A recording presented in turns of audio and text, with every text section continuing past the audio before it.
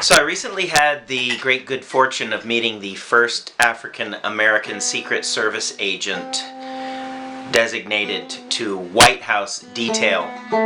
He knew President Kennedy. His name was Abraham Bolden, and I've recently written an article about his life as it has evolved through his time as a Secret Service whistleblower and now into his dotage as an advocate for humanity's enlightenment. And what does it mean if humanity as a whole becomes enlightened?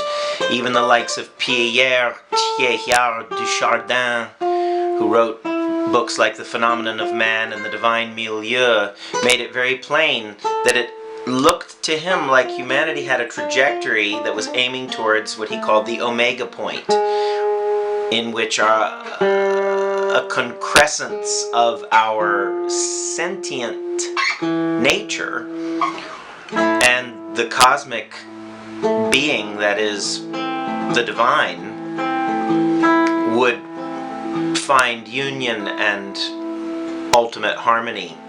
Instead of humanity being in such a pitched battle with itself, there would be more of a collective resonance amongst all humankind. So Abraham Bolden talks about the spiritual mind. And the spiritual mind is that which is not divided by physical distractions such as masculine, feminine, such as self and other, such as lack and abundance, yet has the capacity to awaken any and all of those principles within oneself.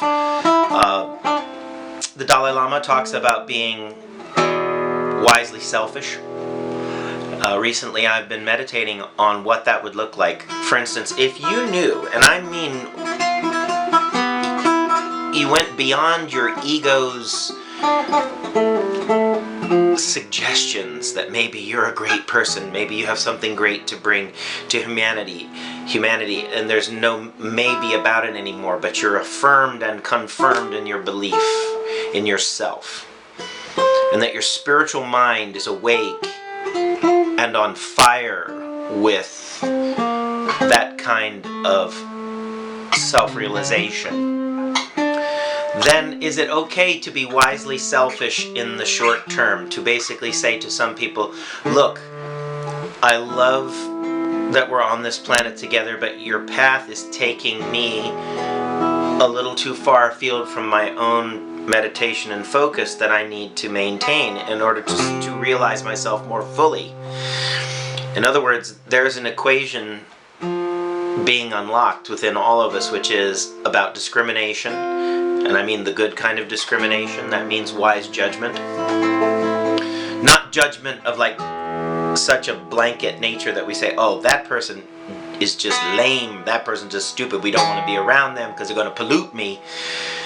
But you know that in order to address the human condition that you see all around you, you need to claim something for yourself, something of eternal wisdom and self-knowledge and empowerment, thus enlightenment, that will then serve as a bulwark or an anchor or a foundation for humanity's ultimate awakening as a whole.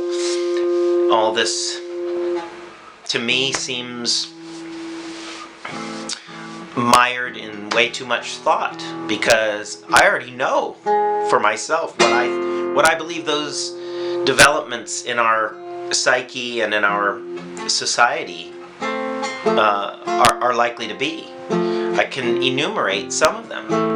One would be to return food to the status of a public good, meaning grow so much food and make an economic priority of supporting food systems at the local and regional level to be so robust that the cost of food is buffered against macroeconomic shocks of all kinds, because it's food by its very nature is grown in a food shed, and that food shed should not be 1,500 to 2,000 miles away from you just because you can import cheap oil and get it up the highway.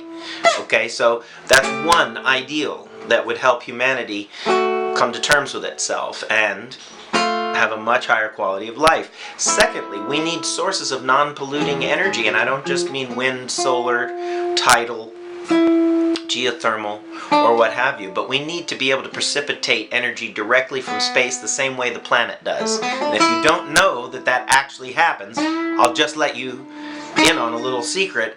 All the planets generate their own electricity just through the mere action of rotating through their own magnetic field.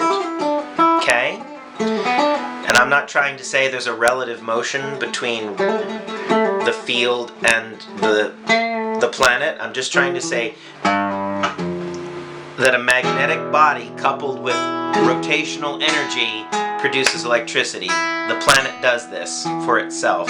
So how is it that we can't do it for ourselves? Can we not advance our technology far enough to duplicate these effects in the laboratory and apply them to our society today? That's number 2. Free energy is what that's called, and we are working steadily and diligently towards the realization of practical technology in this area.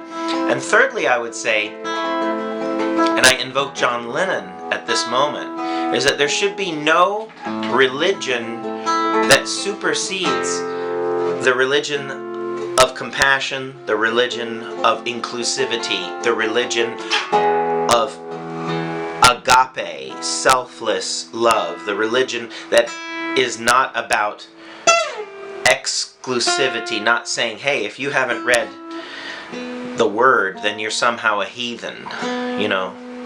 Or if you speak a truth about some universal principle that is not contained in my little book, then that means I can't listen to you. Okay, so what we're really coming to is a time when we, as I did from a very young age, need to borrow from all traditions, gain the wisdom and perspectives of these traditions, stop vilifying certain sects and certain segments of the human population, and recognize that we're all here together to learn from one another.